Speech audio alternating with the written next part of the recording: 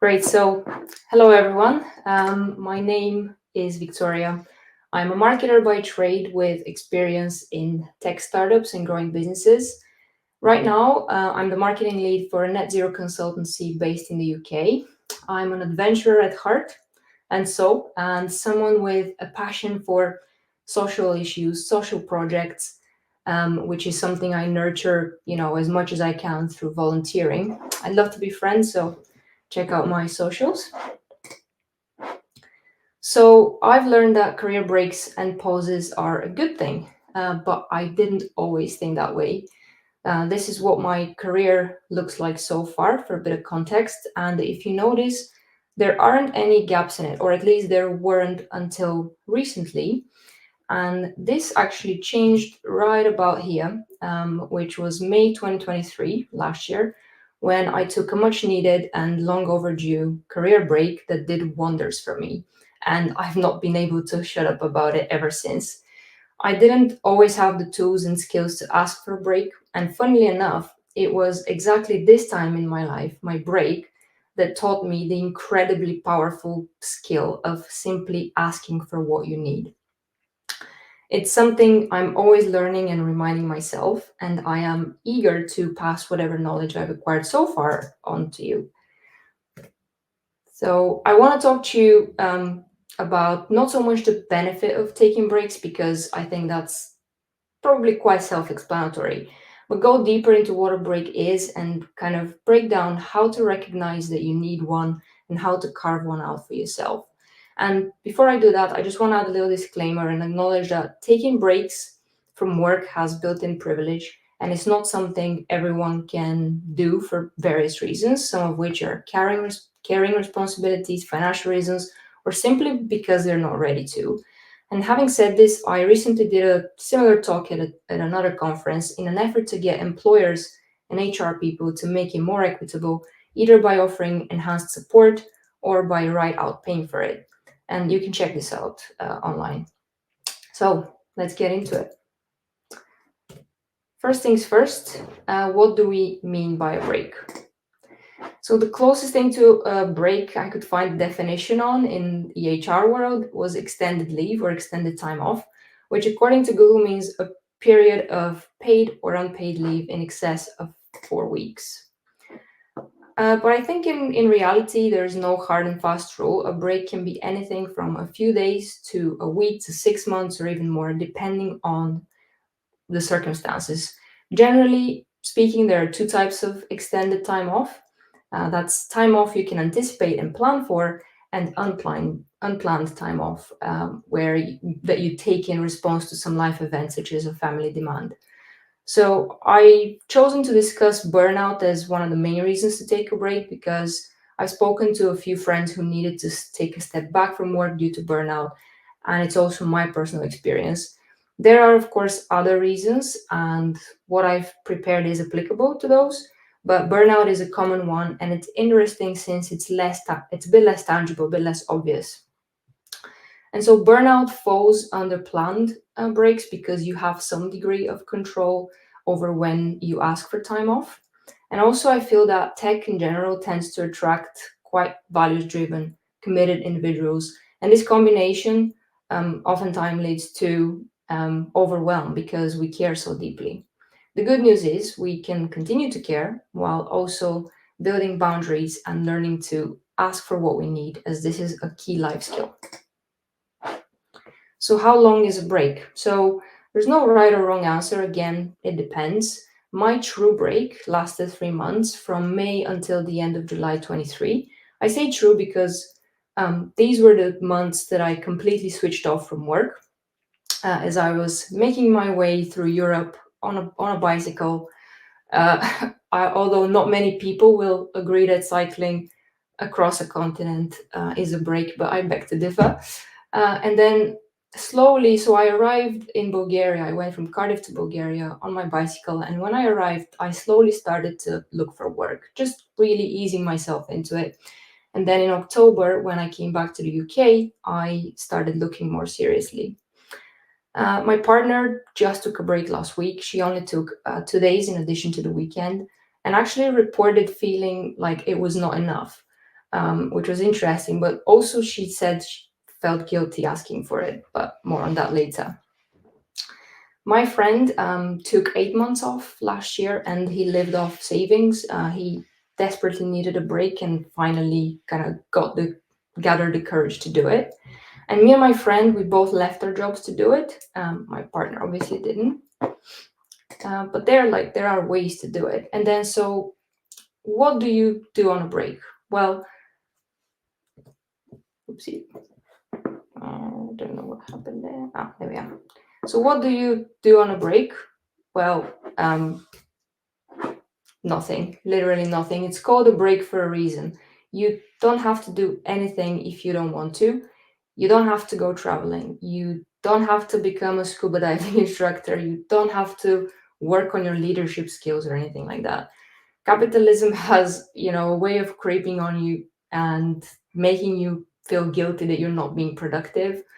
And I was already feeling a little bit better before going on my trip, as the worst of my burnout happened long before I left. So, but I definitely wouldn't have been able to plan a cycling tour in the peak of my burnout. So a bit of background. I won't dwell on this too much, but some key things to help frame the conversation on when a break might be a good idea. So my break was almost by accident. The startup I worked for went bust and I was made redundant. It took me way too long to recognize that my energy was depleted. I distinctly remember sitting in on a leadership course and about to crumble under the pressure of how much work I had to do and thinking, oh, what a waste of time this is. Or, like, I remember crying before a round of interviews that I had to complete during a rebrand I was leading. So what a way to ignore the signs and all the red flags, I know. But to give myself some grace, what followed was huge personal growth. So maybe it did need to happen this way. But the key point here is you don't have to wait until you're running on fumes in order to ask for help or ask for a break. If I could go back, one of the things I'd do differently is ask for time off sooner or switch jobs as soon as I realized it wasn't working. So, the first key skill that we need to build is recognizing that we need a break. So, how can we do that? So, in the examples I just gave with myself and my friend, even my partner who only took a couple of days, we all let it get too bad. And the reason why it's important to recognize it sooner is to enable you to self regulate better and potentially avoid taking a longer break if that's not what you want to do. So, stress isn't always work related. Sometimes life just gets too much. We've all been there. I think that, like, new generation coming into the workforce recognizes this and this kind of need to reevaluate and do things differently, which is great. But a lot of our workplace policies haven't changed in decades, and these working practices and laws are simply not fit for purpose anymore, and yet they still dominate. So when life gets a bit much and your workplace doesn't offer a great deal of support, you need to learn to observe yourself and pay close attention. And self awareness is a great skill to practice in order to do that. So try to check in with yourself at quieter times of the day, for example, just before you go to bed, and do it intentionally. Have there been any situations recently that made you feel a bit uneasy, bit of discomfort, and why? So sometimes, if you're anything like me, you can't catch it in the moment it happens. It takes me a little bit to process things, so it's worth revisiting. And I like to kind of go back to it and think, okay, what was it that made me feel uncomfortable? And the practice of naming your emotions and exploring where it's coming from is incredibly useful. An interactive tool I've used before is up on the screen, and you can also check this out. It's called the Atlas of Emotions, built on theory of Paul Ekman and philosophy of Dalai Lama. So this atlas will kind of equip you with language around your emotions and help you understand your response habits and potentially what you can do about it that is more constructive. Well, okay, Vicky, but what are the concrete signs I'm looking for here? What do I need to look out for? So I kind of tried to split them in categories. I started listing them and then figured, oh, there's some behavioral ones, some physical ones, and some social ones. So a good one usually for me is like, am I forgetting things? Like, am I supposed to be on a call or at an event and I've missed it? Sometimes that just happens because you've double booked or you've overbooked yourself, which can happen. But other times it's accumulated stress. So keep an eye out for that one. Are you putting off doing something at work that you really need to be doing, or is a core aspect of your role? And or are you binging Netflix any chance you get?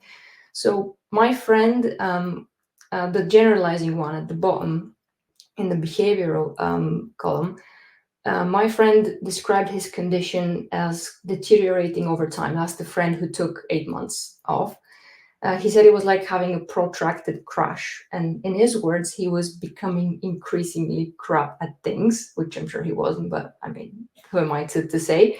But when I asked him about signals, he said, thinking that individual tasks are representative of your overall value or job performance is usually a pretty solid sign that your mental health is not okay. So generalizing. Um, and then have you made moves internally or switched jobs or tried different things in the hopes that you'd find something you enjoy doing and that never comes? They're all signs of your burning out. So physical ones can include body, face, changes to your eating habits. It's a bit silly, but do you look tired? Like sometimes it's so obvious, other times it's more subtle. Me, for example, it's my breath. So if I'm stressed, no matter how many times I brush my teeth, it will be bad. And all of us have our own little marks and features, and we just need to pay attention. And then social. So just ask the people that you spend time with, who know you, and they'll tell you. Just trust the people around you. So how can we're seeing the signs, now what? How can we ask for a break, and how do we know what to ask for? So as a bit of a side note here, exploring why you're feeling a certain way may show you some alternative strategies. So if it's something specific at work, can you ask a colleague for help or feedback or delegate a piece of work, which also includes delegating up to your manager.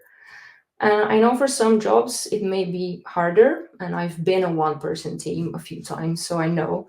But for example, I recently recognized a skill gap and I delegated something externally, which has really helped bring down my stress levels relating to that particular task and project. So sometimes it's good to explore why you're feeling the way you are, as there may be simpler solutions out there, like flexible or part time work, that kind of thing. And so sometimes you don't need to triage at all. Sometimes you just know you need a break and you know nothing else will work. But even so, considering the source of stress and anxiety may really help prepare you for the next step, which is asking for a break. And the reason it may help is because now you're in the right mindset, now you can problem solve jointly. And this is probably more relevant to those that want to take leave, but also have their job to come back to. So we're going to explore this first scenario here, retain your job. So with this, there are three main phases: prepare, negotiate, and take your leave. I won't go in a lot of detail here because there is a fantastic Harvard Business Review article that fully breaks down how to ask for a break, but I've put some of the key things here and sprinkled over my own experience. So first phase, prepare. So read the company policies and handbook to cover all bases. This is where you want to see if there's something, if the concept of leave already exists in the organization, even if it's not necessarily extended time off. So there's apparently a famous example of this engineer who wanted to photograph coral reefs for a year. So his boss granted him educational leave, which is interesting. What are your goals? Be as clear as you can about why you need to take this leave. Is it to recover from stress or spend time with yourself or explore another passion? Perhaps you've relocated and you need time to acclimatize, and be honest about how long you need. So, a month may not be enough, and a year might be too much for your employer. So, is there a middle ground? What precedents exist? So, gather some evidence to support your case. If it's from within the organization, that's better. But if not, even showing your manager successful arrangements from others can really help de risk it for them. And then what can be done to reduce the burden on your team? Make clear arrangements with how your work will be distributed, and also choose your timing well. Try to ask for leave as soon after you've delivered a big project when your contribution and your achievements are more kind of visible and more recent. And then perhaps avoid asking for leave when your team is at full capacity, if you can. So then phase two is about negotiating, and this rests on having a good relationship and rapport built with your manager. How well do they know your work? How well do they know your contributions? You might want to gather this information ahead of time to help the conversation and help them make the case for you, because you want to make their job easier. So, problem solve together. This is important. Frame the conversation around your desire to stay with the company while you deal with whatever you're dealing with. Be truthful about the reality of your needs, but don't share more than you're comfortable, and demonstrate your commitment. So, give advance notice if possible. This will help you and your manager come up with a plan together and adjust to the change. And then finally, manage the message. Others will ask, they will be curious. So, make sure you're aligned on the details and what you're saying and who needs to know what and when. And then phase three, take your leave. So this is where we're in implementation phase, and you want to manage relationships. So if you can and want to, agree on how you stay in touch with your coworkers and your boss. In my previous company, we had something we used to call kit days, which is keep in touch, short for keep in touch. And that may or may not be right for you, but if you're taking a longer leave of a few months or to a year or whatever, plan at least a few kind of check-ins with your boss. And then prepare to re-enter. So upon your return, things may have changed depending on how long you were away for. So approach it as you would a new role and organization. You may be going into a job different than the one you left. Reorient yourself and show initiative and talk to as many people as possible, just as you would in a new company. So, I mean, really, there's no big secret. You just need to ask for it. It can go one of two ways. And if it's a no, remember, no sometimes means not now or maybe. And or if you feel that there's someone other than your manager who could be more understanding, you can go higher up or to HR, for example. Just be mindful that there are risks there, obviously, and the relationship may suffer. So be mindful of that. And if it's a firm no and there's no room for cooperation, you may need to quit.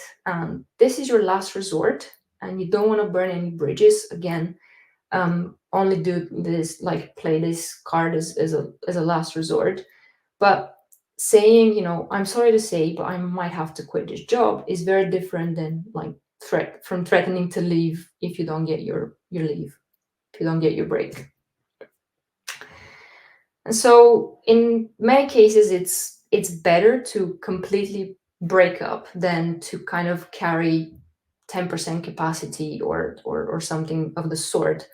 It's sometimes better to just completely cut ties than have any sort of obligation, no matter how small.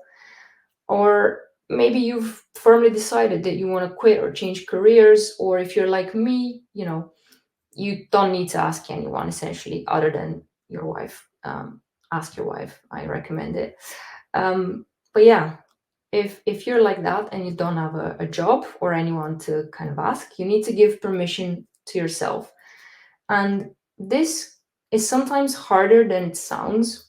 For me, there were cultural factors that I needed to address. So, first, I faced a lot of shame. I was brought up in Eastern Europe by parents and grandparents who were born into a socialist regime and experienced a transition to democracy later in life. So, there was definitely this internalized shame that I need to work. I need to have a job. Like, how could I live without working? And it was a really strange concept for my grandmother in particular, although she is the OG adventurer in our family. So my other half said to me the other day, I just don't want others to think I'm fragile. She's Bulgarian too, by the way. But she was just being way too hard on herself and had to go through an anxiety episode in order to ask for a break. Sometimes it's our convictions we need to demolish before we can do it, and this is a process. I didn't initially consider taking a break, but life has a way of making you do the things you need to. And once I created some mental space and some clarity, the thought just emerged in my head and it instantly felt like the right thing to do. But permission can come from someone else too, like your manager or your partner. So my friend, the one that took 8 months off, he felt huge relief when his manager said, you can leave, you can sell your shares and leave. I mean, we love working with you, but you don't owe us anything. And that just kind of, I think, really liberated him. And so being reminded that you have a choice is empowering. You got this. And then lastly, I want to wrap this up with some quick tips for managers, if there are any in the room.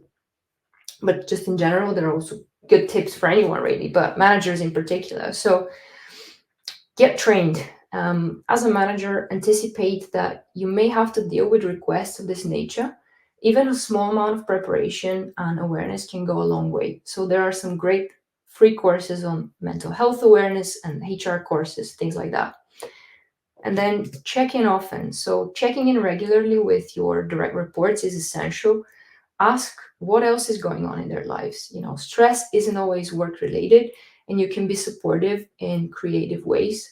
Even positive life events like buying a home can trigger negative feelings of stress and overwhelm, especially for neurodivergent people, because positive feelings can also make them deviate from their kind of baseline.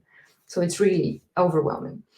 Then the outside world. So be aware of how political and economic context can affect people. I probably don't need to talk about this a lot because I mean we all lived through COVID and recessions, and now it's all wars and climate change, and these things, like, it's not an easy time, y'all. Like, these things can really contribute to stress. And then finally, fear not. Your fears that they will leave probably aren't justified. People who care about impact will want to work on another problem, and they're more likely to stick with you if you work with them on this.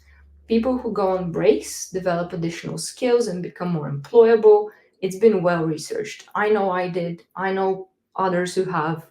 So, but even if they do leave, you would have done the best thing for that individual's development, which, as a manager, should be a priority anyway. So, thank you very much. And if you've got any questions, happy to answer. And this is my Polar Steps travel diary, so you can scan that and see more about the journey if you want. But yeah, thank you.